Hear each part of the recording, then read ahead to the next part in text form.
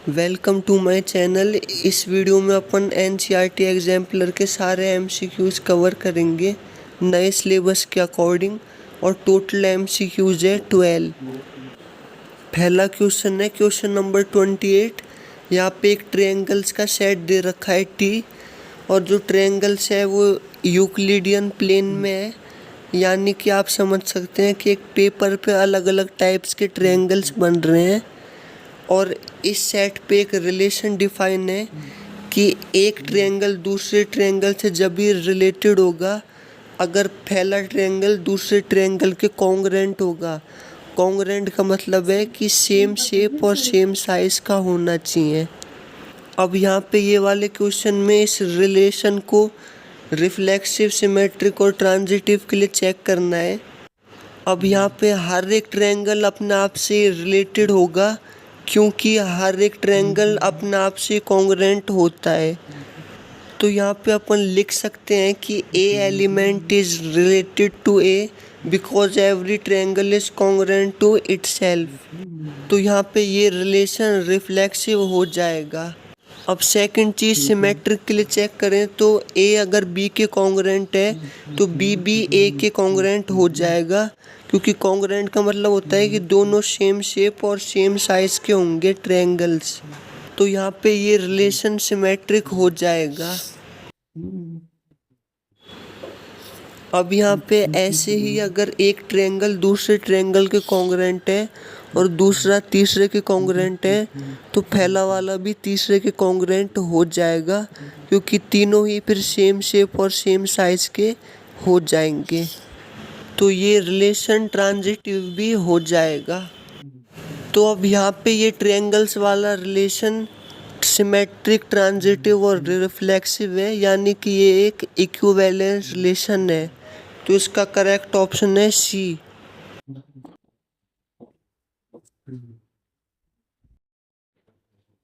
Question number 29। इस question में एक नॉन एम्प्टी सेट दे रखा है जिसमें चिल्ड्रंस हैं एक फैमिली में, और एक रिलेशन डिफाइन है कि ए बी से जब भी रिलेटेड होगा अगर ए बी का ब्रदर होगा तो।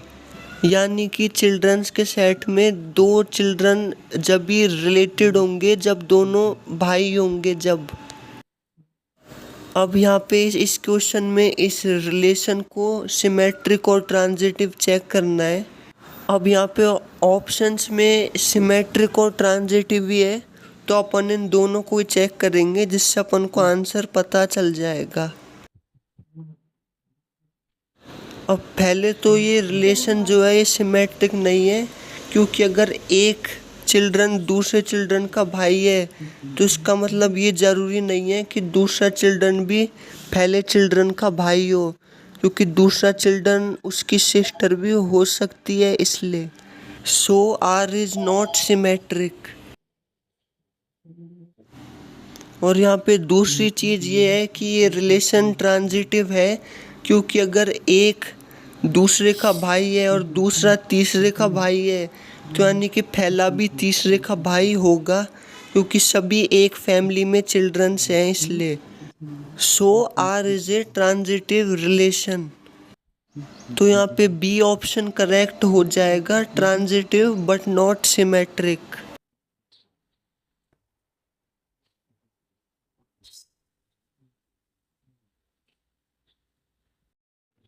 क्वेश्चन नंबर 13 है कि the maximum number of equivalence relations on the set A are.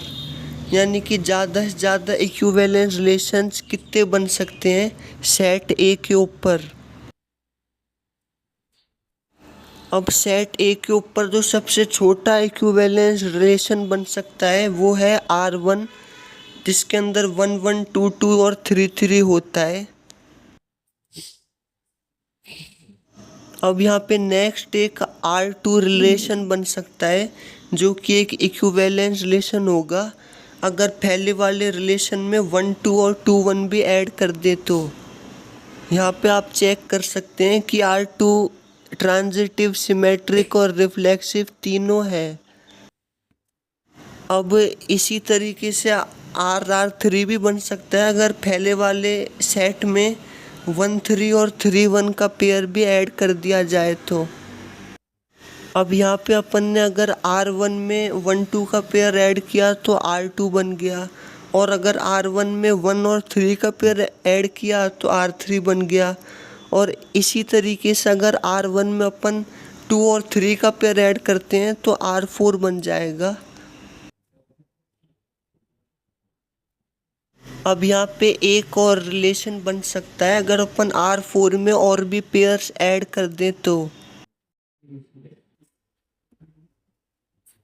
अब यहाँ पे अपन ने R5 में R4 के सारे एलिमेंट्स लिख दिए, और अगर यहाँ पे बाकी के पेयर्स ऐड करते हैं जैसे कि 1 2, तो अपन को 2 1 भी ऐड करना पड़ेगा सिमेट्रिक बनाने के लिए, और ट्रांजिटिव बनाने के लिए फिर और भी पेयर्स ऐड करने पड़ेंगे। अब यहाँ पे 1 2 है और 2 3 है, तो 1 3 भी होना चाहिए ट्रांजिटिव बनाने के लिए, तो इसलिए बाकी के पेयर्स भी इसमें ऐड करने पड़ेंगे, फिर जाके R5 एक इक्विवेलेंस रिलेशन बनेगा। अब यहाँ पे R5 में ज़्यादातर सारे पॉसिबल पेयर्स आ गए हैं, तो बस इतने ही ज़्यादा से ज़्यादा इक्विवेलेंस रिलेशन बन सकते हैं सेट A के ऊपर, यानी कि इसका करेक्ट आंसर है 5।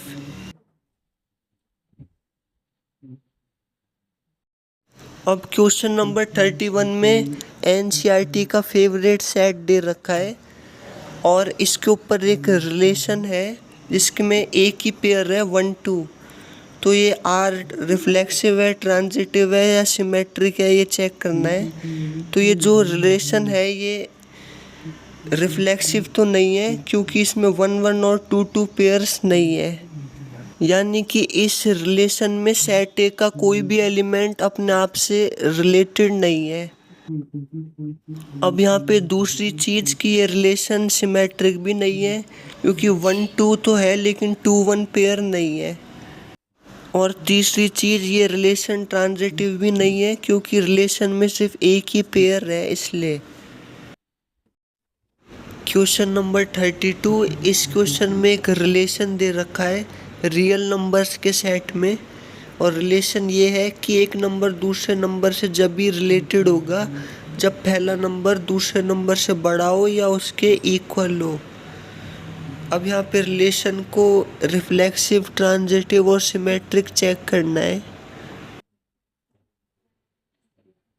अब यहाँ पे पहली चीज़ ये है कि हर एक रियल नंबर अपने आप से रिलेटेड होगा क्योंकि हर रियल नंबर अपने आप के इक्वल तो होता ही है इसलिए।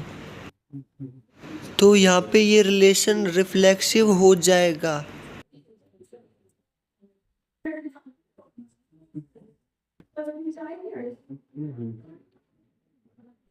अब यहाँ पे दूसरी चीज़ है कि ये रिलेशन सिमेट्रिक नहीं है क्योंकि अगर एक रियल नंबर दूसरे रियल नंबर से बड़ा हो या फिर उसके इक्वल हो तो इसका मतलब ये नहीं है कि दूसरा रियल नंबर भी पहले रियल नंबर से बड़ा हो और उसके इक्वल हो।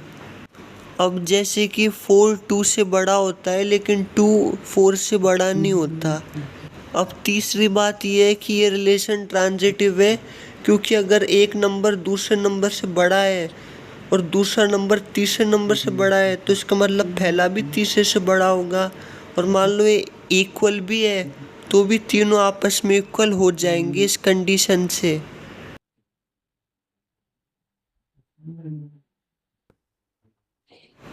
तो option number B is the correct answer. Question number 33, अब यहाँ पे NCERT का फेवरेट सेट दे रखा है और इसके ऊपर एक सिंपल सा रिलेशन दे रखा है। अब ये जो रिलेशन है ये रिफ्लेक्सिव है क्योंकि सेट ए का हर एक एलिमेंट अपने आप से रिलेटेड है।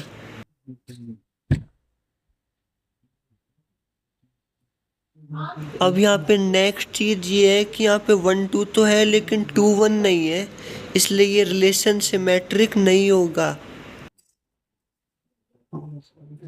अब यहाँ पे 1 2 से रिलेटेड है और 2 3 से है और फिर 1 3 से भी है, तो यानी कि ये ट्रांजिटिव भी है। और यहाँ पे 2 3 3 3 और फिर 3 3 भी है ही, ऐसे ही 1 3 3 3, उसके बाद 3 3 भी ऑलरेडी है, तो इसलिए पूरा रिलेशन जो है ये ट्रांजिटिव भी है।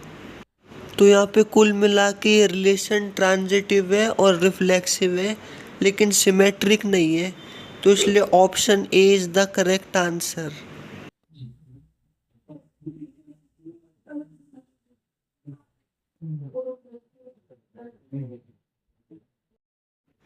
अब क्वेश्चन नंबर 35, इसमें सेट ए में 5 एलिमेंट्स दे रखे हैं और सेट बी में 6 एलिमेंट्स हैं, और कह रखा है कि number of 1 1 and onto mappings from A to B कितनी तरीके से हो सकती है।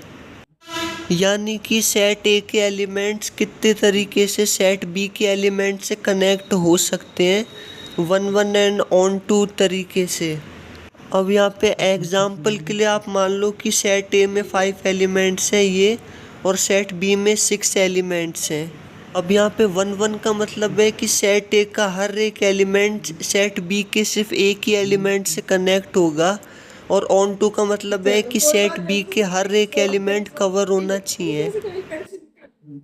अब यहाँ पे जैसे 1 ए से, 2 बी से, 3 सी से, 4 डी से और 5 एफ से भी कनेक्ट होता है, तो 1 1 तो हो गया, लेकिन ये ऑन टू नहीं हो पाएगा क्योंकि ई एलिमेंट रह जाएगा, तो इसलिए 1 1 तरीके से सेट बी के सारे एलिमेंट कवर नहीं हो पाएंगे, तो इसलिए साथ में 1 1 एंड ऑन टू हो ही नहीं पाएगा एक भी तरीके से, तो इसलिए इस क्वेश्चन का आंसर है 0। यानी कि कोई भी ऐसा तरीका नहीं है जिससे 1 1 एंड ऑन टू से कनेक्ट हो पाए। So 1 1 and onto mapping is not possible. तो अब नेक्स्ट क्वेश्चन, क्वेश्चन नंबर 36, यहाँ पे एक सेट दे रखा है ए, इसमें 1 2 3 ऐसे करते करते n तक नंबर्स हो सकते हैं कोई भी, और बी वाले सेट में सिर्फ 2 ही एलिमेंट्स हैं ए और बी, तो यहाँ पे नंबर ऑफ सर्जेक्शंस अपन को बताने हैं ए से बी तक। यहाँ पे सर्जेक्शन का मतलब है ऑन टू, यानी कि सेकंड वाले सेट के सारे एलिमेंट कवर होने चाहिए। अब क्वेश्चन के ऑप्शंस में कुछ कंडीशंस हैं, इन्हीं कंडीशंस को अपन को देखना है कि कौन सी कंडीशन सही बैठ रही है यहाँ पे। अब जैसे कि मान लो सेट ए में कोई भी n नंबर है, अपन n को 1 मान लेते हैं पहले। अब यहाँ पे मान लो n इज इक्वल टू 1 है, यानी कि सेट ए में सिर्फ एक ही एलिमेंट है, तो ये दोनों एलिमेंट से सेम टाइम पे कनेक्ट हो ही नहीं पाएगा, यानी कि एक भी यहाँ पे सर्जेक्शन पॉसिबल नहीं है। तो यानी कि n इज इक्वल टू 1 होने पर नंबर ऑफ सर्जेक्शन 0 आना चाहिए, और अगर अपन ऑप्शन बी वाली कंडीशन में n की वैल्यू 1 रखते हैं तो आंसर 0 ही आता है, यानी कि ये कंडीशन सही हो सकती है। अब यहाँ पे मान लो अपन n इज इक्वल टू 2 कर दें, यानी कि सेट ए में 2 एलिमेंट अपन कंसीडर करें, तो यहाँ पे सर्जेक्शंस पॉसिबल है, क्योंकि 1 ए से हो जाएगा, 2 बी से हो जाएगा, या फिर 2 ए से हो जाएगा और 1 बी से हो जाएगा, यानी कि नंबर ऑफ सर्जेक्शंस 2 यहाँ पे पॉसिबल है। यानी कि n की वैल्यू 2 रखने पर नंबर ऑफ सर्जेक्शंस आएंगे 2, और अगर अपन बी वाले ऑप्शन में n की जगह 2 रखते हैं तो नंबर ऑफ सर्जेक्शंस 2 ही आता है, तो यानी कि ये कंडीशन सही है, तो second option is the correct option.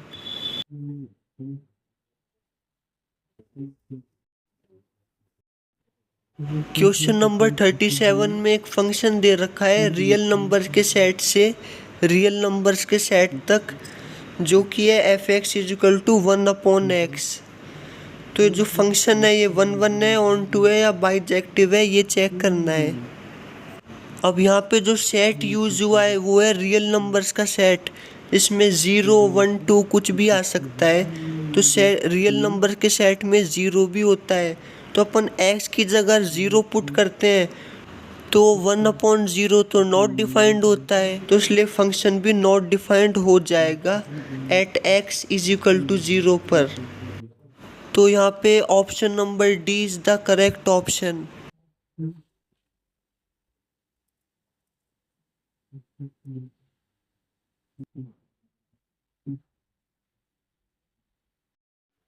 Question number 39, यहाँ पे कुछ फंक्शंस दे रखे हैं ABCD, और ये जो फंक्शन है ये इंटीजर्स के सेट से इंटीजर के सेट्स तक है। तो यहाँ पे पूछ रहा है कि इनमें से कौन से फंक्शंस बाइजेक्शंस हैं। बाइजेक्शंस का मतलब 1 1 भी और ऑन टू भी।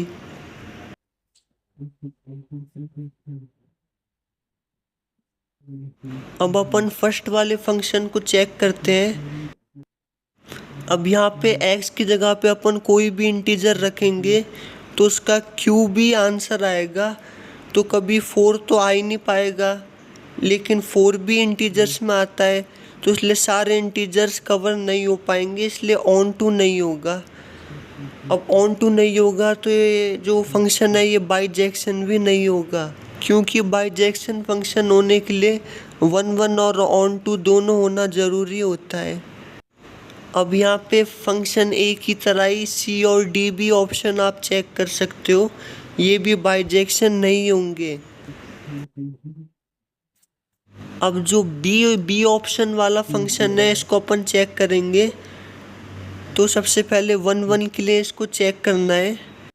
अब यहाँ पे जो 1 1 की कंडीशन होती है वो अपन अप्लाई करेंगे, यानी कि x1 करके और x2 करके इनको आपस में इक्वल करके चेक करना है। तो यहाँ पे अपन ने इसी फंक्शन को x1 और x2 करके आपस में इक्वल कर दिया, तो 2 से तो 2 कैंसिल हो जाएगा, तो यहाँ पे x1 = x2 आ जाएगा। तो इसका मतलब है कि ये फंक्शन 1 1 है।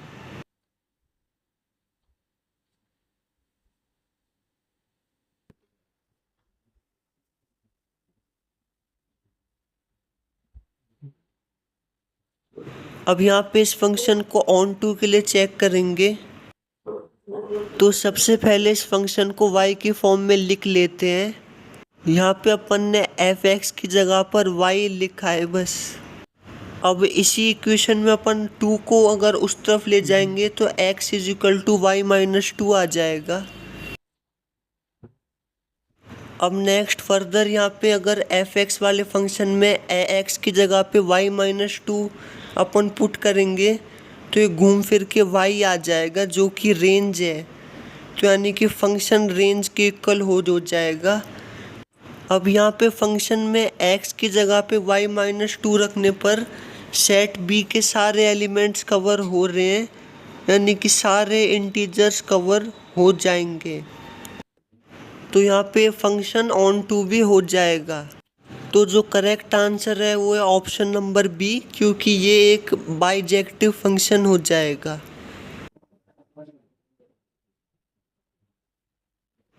क्वेश्चन नंबर 44, यहाँ पे एक फंक्शन दे रखा है इस सेट से और रियल नंबर के सेट तक, और फंक्शन है f(x) = x² - 4x + 5।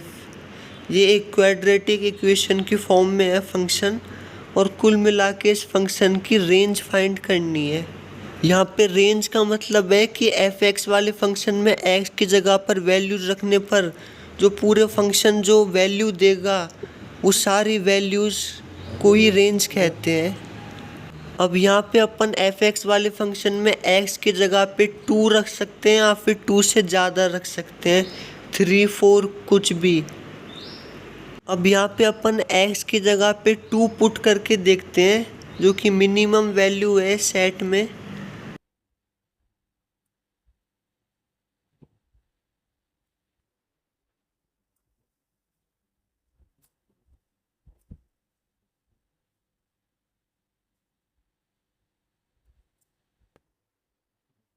अब यहाँ पे x = 2 पे फंक्शन की वैल्यू 1 आ रही है। अब यहाँ पे अपन 2 के बाद इससे एक बड़ा नंबर 3 रख के चेक करते हैं कि फंक्शन की वैल्यू क्या आती है। तो अपन ने f(x) वाले फंक्शन में 3 रख के देखा तो वैल्यू आ रही थी 2, यानी कि x की जगह पे 2 रखा तो 1 आया और 3 रखा तो 2 आया, यानी कि जो रेंज आ रही है फंक्शन की वो आ रही है 1 2 ऐसे। तो जो सबसे छोटा नंबर है वो तो 1 ही है, क्योंकि अपन ने सबसे छोटा नंबर 2 रखा था f(x) में, तो इसलिए 1 आया था। तो 1 या फिर 1 से ज़्यादा वाले नंबर्स रेंज हो जाएंगे यहाँ पे। तो इसलिए करेक्ट ऑप्शन है ऑप्शन नंबर बी। ये अपन ने वैसे ही चेक करके सॉल्व किया है।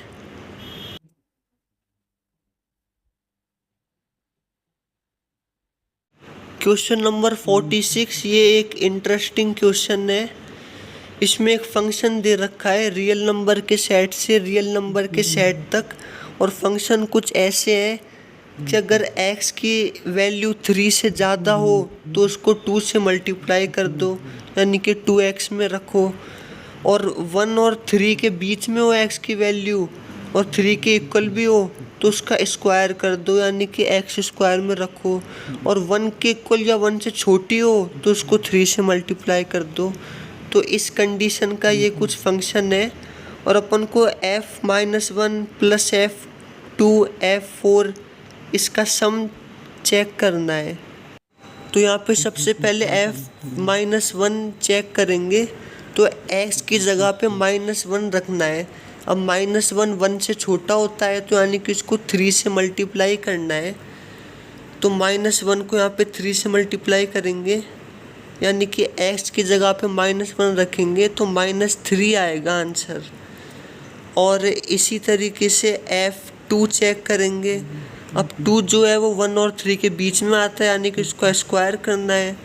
तो यहाँ पे 2 का स्क्वायर करेंगे तो आंसर आ जाएगा 4।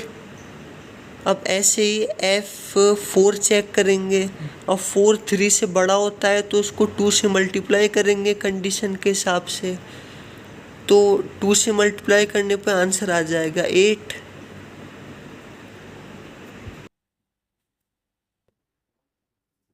तो यहाँ पे f-1 f2 और f4 की वैल्यूज़ आ गई है। अब इन वैल्यूज़ का बस सम करना है और यही हो जाएगा आंसर।